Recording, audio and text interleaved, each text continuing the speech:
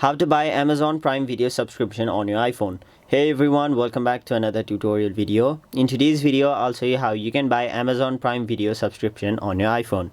So as you may already know, you won't be able to buy subscriptions of apps such as Netflix, Prime Video, Spotify on your iPhone as Apple has restricted them. So if you really want to buy subscription of Amazon Prime Video, what you'll have to do is simply go to either your Safari or Chrome or any other browser, and then in the web address part type in Prime Video. Now go to the official home page of Prime Video on your device and then simply tap on the option Prime Member Sign In. Now all you have to do is simply sign in to your Prime Video account. So let me do that real quick. Now once you've entered your details, tap on the option Continue. Now you will be directly taken to this page where you'll have to simply tap on the option Add a credit or debit card.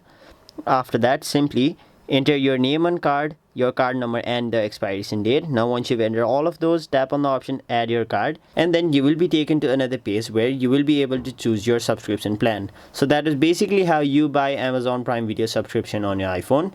That was it for this video. Hope this video was helpful to you guys, and if it was, make sure you like this video and subscribe to our channel so that you don't miss out on further videos such as these.